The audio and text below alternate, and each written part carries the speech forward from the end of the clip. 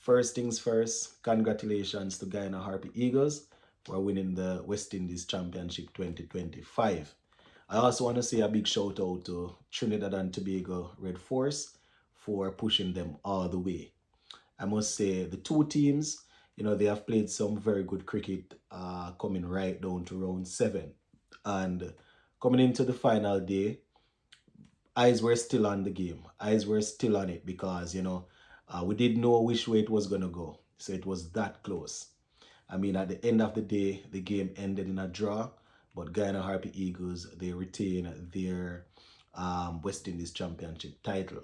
So once again, shout out to Tevin Imlach, captain, and his players.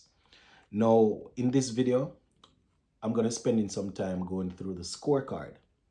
Just like how we do any other game. Even though Guyana Harpy Eagles have won, just like any other game, we're going to spend some time going through the scorecards, letting you know the top performers coming out of the game, and then in a separate video, we will take a look at the West Indies Championship in itself. We'll take a look at some of the top batters, the top bowlers, and some of the top, some of the youngsters that they did pretty well this season. So we're just going to work our way through the scorecard in this one. So just give a listening ear. And also, if you have not yet subscribed, please consider subscribing to the channel. All right, so let's take a look at the numbers. Batting first, Trinidad and Tobago Red Force. In their first innings, they got off to a slow start. But, the batsmen, they were able to fight. And as a result of that, they posted 240 all out, right? 240 in their first innings. Guyana Harpy Eagles, in their first innings, they got 463. Trinidad and Tobago Red Force, they were able to do a better job in their second innings with the bat. They scored 370 for 9 declared. Guyana Harpy Eagles, they were 33 without loss of 10 overs when they called it, right? And yeah, that's where they were when they called it. So let's just take a look at the batting for Red Force in that first innings. We saw Cooper at the top with a very entertaining knock, 50 from 99. He had 8 fours in it.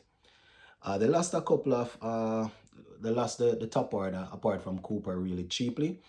Puran made 4, Amir Jangu made 5, Jason Mohammed 2, Joshua De Silva 25. But in the middle, we saw Gooley. He showed his class, he showed his patience. He scored 58 of 164. Wickets were falling around him, so he had to make sure that he stayed there and helped the team out of that situation. Kyrie Pierre, he got 38 of 100. Terrence Hines, 19 of 34. Joshua James made 15. Brian Charles didn't score. Shannon Gabriel was left not out on 6.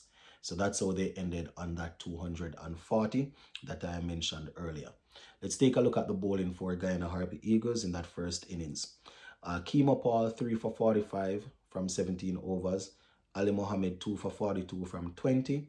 Versamer Pramal, 1 for 41 from 17. And the pick of the bowlers in that innings, Niall Smith, getting 4 for 49 from his 12. Now, Guyana Harpy Eagles going in search of that 240. They did pretty well with the bat, 463. Yes, 463. Perez at the top of the innings getting 82 of 144. He had 11 fours in that knock. Matthew Nandu made 11. Anderson made 51 from 62. Once again showing his ability with the bat. Tevin Imlach, the captain, got 33. Savory got 32. Kevin Sinclair 35. And the man that held things together in the middle was Kemo Paul. He got 93 off 126, 10 fours and 2 sixes in that knock. We also saw the veteran Versamer Pramal doing some work with the bat.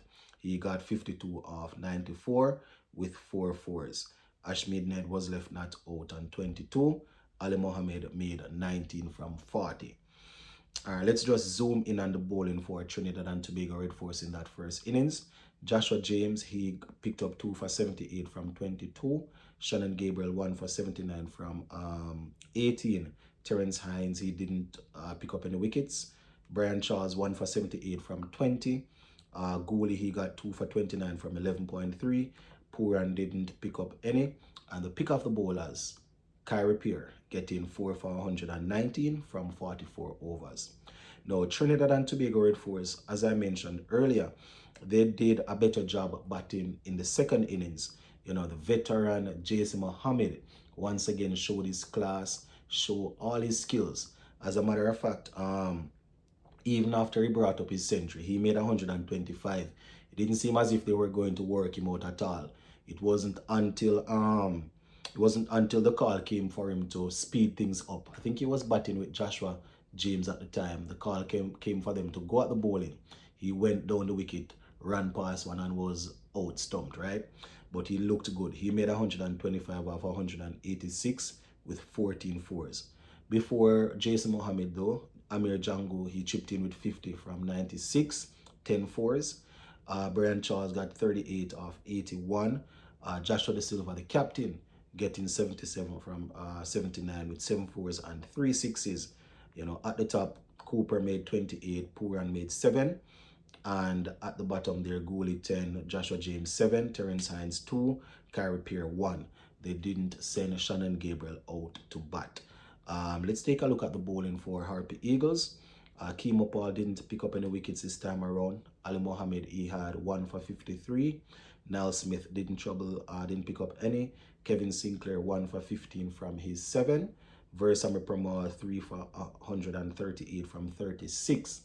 And Ashmead Ned doing most of the work there, 4 for 105 from his 30 overs. So that is how it went there in that innings.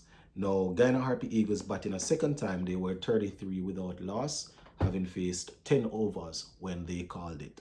And as a result of that, match ended in a draw. So once again, congratulations to Tevin Imlach and his team. You know, it's really good. It's really good to see that they have been producing red ball players like this for a little while. And, you know, even the fans of Tevin Imlach, they will be saying that this is another instance where he leads his team to victory in the red ball format. You know, a lot of his fans, a lot of his supporters have been saying that he needs to be the man that takes on the test captaincy. So they'll probably have this as another supporting argument. You know, Joshua De Silva also doing well. He led this Trinidad and Tobago Red Force team really well. I don't know. Probably that's one of the reasons why Darren Sammy and his unit or his team chose not to name the captain, you know, a couple of weeks ago. Probably they were waiting to see, you know, what would happen in the championship. Could also be a case where they didn't want to take too much of the spotlight from players participating in the championship, knowing that the captain would be somebody that is currently taking part. You know, it could be a case where they're like, listen, we don't want to name the captain and then it take away from what's happening in the championship. Let's leave that.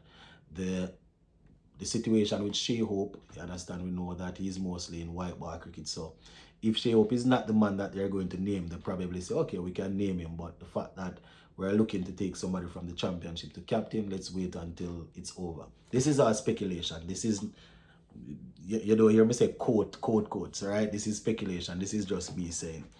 But it's going to be very interesting to see, because just as how Tevin Imlach is saying that, well, Tevin Imlach, his fans will be saying that, you know, he has the ability.